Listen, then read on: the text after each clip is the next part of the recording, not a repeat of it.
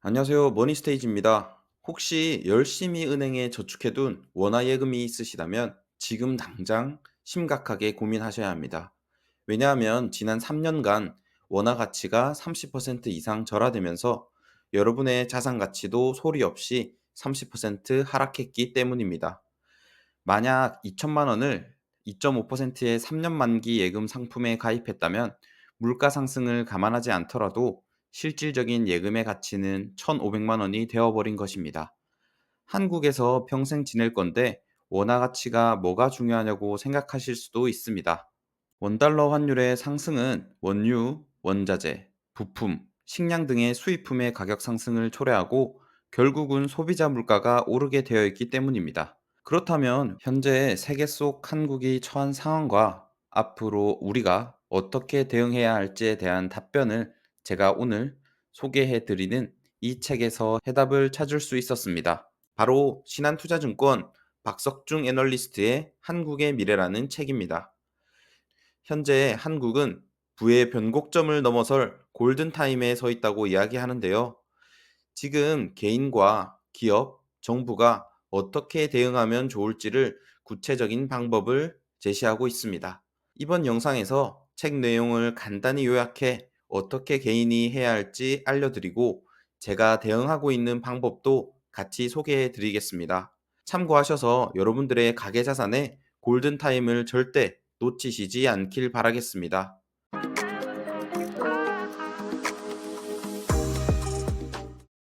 0% 성장에 진입한 한국은 세계에서 가장 빠른 속도로 생산 가능 인구가 감소하고 있습니다. 저출생, 고령화, 자살률, 이혼율, 노인 빈곤율 등의 삶의 질을 위협하는 사회 지표도 최상위권입니다. 노동 공급 기반 자체를 무너뜨리는 아주 심각한 문제에 직면해 있습니다. 한국은 OECD 국가 중 자영업자 비중이 유독 높고 서비스 부분의 생산성이 매우 낮아 전체 국가의 생산성 향상을 갉아먹고 있습니다. 그리고 가장 큰 문제로 자산 중 부동산의 비중이 가장 크다는 점입니다. 저자는 왜 우리가 부동산 투자를 집착할 수밖에 없었는지에 대해 세 가지 이유를 말하는데요. 첫 번째로는 부동산은 레버리지의 위력으로 투자금 대비 시세 차익을 크게 얻을 수 있습니다. 두 번째는 주위 지인들의 거래 위주의 금융 투자에 많은 실패의 트라우마가 남아 있습니다. 마지막으로 장기 투자를 강제해오는 부동산의 건전한 투자 문화가 있었다는 점을 말하고 있습니다. 현재 한국 가계자산은 결국 끝없이 오르는 부동산 시장에 편승하기 위해 무리한 대출을 일으키고 있습니다. 그 결과 가계들의 가처분 소득이 늘지 못하고 금융자산의 비중을 늘리지 못하는 악순환이 반복되고 있습니다. 지금이 마지막으로 가계자산의 포트폴리오를 변화할 골든타임이라고 말하고 있습니다. 그래서 어떻게 대응해야 할지 세 가지를 제시하고 있습니다. 첫 번째로 금융자산 비중을 늘리고 부동산 부채를 줄여야 한다고 말하고 있습니다. 두 번째로는 원화 가치의 하락에 대비하여 외화 편입과 해외 금융자산의 비중을 확대해야 한다고 말하고 있습니다.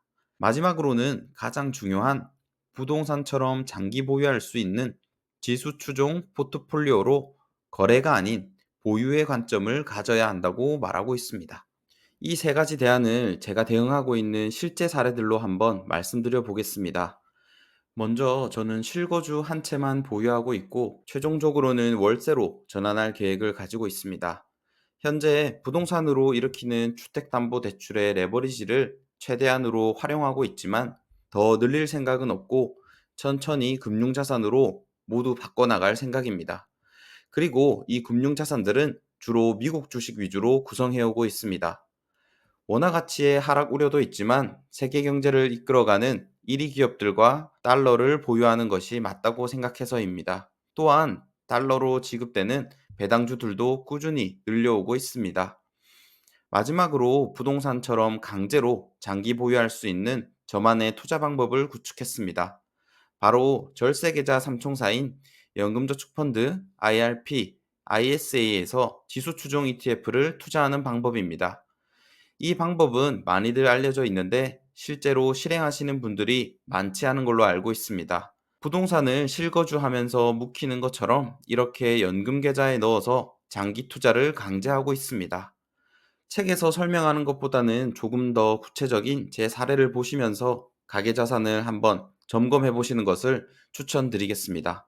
다음으로 말하고 있는 것은 최근 미국과 중국의 분쟁에 한국이 가장 최대 피해국이라고 이야기하고 있습니다. 중국의 제조업이 무섭게 치고 올라오고 있고 고래 싸움에 새우등 터지듯이 한국은 위기에 처해 있다고 말합니다. 대외적인 상황도 이렇게 위기인데 한국의 내수를 담당하고 있는 가계자산들의 상황도 그다지 좋지 않습니다. 한국 가계의 금융자산의 비중은 20%에서 30%밖에 되지 않고 이 중 원화 예금의 비중 또한 90%에 육박한다고 합니다. 원금 보존은 가능했지만 달러 대비 원화 가치 자체가 지난 3년간 30% 이상 절하되었습니다. 한국인 대부분이 열심히 살아가고 돈을 모아오고 있지만 세계 경제의 영향으로 계속해서 상대적인 자산의 가치가 하락하고 있다는 점입니다. 터키의 화폐 리라와 가치는 최근 5년간 미 달러 대비 83%가 폭락했다고 합니다. 이 때문에 터키 투자자들은 암호화폐와 같은 가상자산에 투자도 하고 있다고 합니다. 저는 몇 년 전부터 물가 상승률을 따라가지 못하고 있는 예금과 적금과 같은 원화 자산들은 모두 정리했습니다. 그리고 환율이 1,100원일 때부터 달러로 된 자산들을 꾸준하게 늘려오고 있습니다. 앞에서 말씀드렸다시피 금융자산에서 원화자산이 차지하는 비중은 현금을 포함하여 약 20% 정도밖에 되지 않습니다. 그 결과 환율의 상승에 따른 환차익과 시세차익을 모두 얻고 있습니다. 최근 코스피가 3,500을 돌파하며 정말 좋은 흐름을 가져가고 있습니다. 책에서는 신정부가 공언한 코스피 5천을 가기 위한 정부의 정책들의 방향성도 이야기하고 있습니다. 하지만 높은 환율에 따른 위기는 여전히 존재하고 있습니다. 환율 예측은 정말 어렵습니다만 최소한 원화보다 기축통화인 달러의 가치가 앞으로도 더 높을 것이란 사실은 여전히 변함없을 것입니다. 마지막으로 정리를 해본다면 급변하는 세계 정세 속에 눈과 귀를 닫고 모른 척 한다고 해서 나와 상관없는 일이 되는 것은 아닙니다. 하지만 지금이라도 가계자산의 포트폴리오를 바꿔 나가시면 됩니다. 왜 이렇게 해야 하는지에 대해서는 책에 더 자세하게 나와 있으니 관심이 있으시다면 더보기와 댓글에 링크를 달아둘 테니 구매하시면 되겠습니다. 많은 내용을 이야기해드리진 못했지만 기업이 해야 할 역할과 정부가 해야 할 역할도 이야기하고 있는데 이 모든 것이 다 연결되어 있어 굉장히 흥미롭게 읽었습니다. 투자하시는 분들이라면 꼭 이 책 한번 읽어보시는 걸 추천드리겠습니다. 읽고 나면 애매하게 알고 있던 것들이 모두 다 정리되는 느낌이 들기도 하고 정부의 정책과 뉴스들이 조금 더 재밌게 들리실 겁니다. 항상 시청해주시는 여러분들 덕분에 이렇게 책 소개할 수도 있는 기회를 얻었습니다. 부족한 제 영상을 이렇게 봐주셔서 진심으로 감사드립니다. 다음 영상에서 또 찾아뵙겠습니다. 이상 머니스테이지였습니다.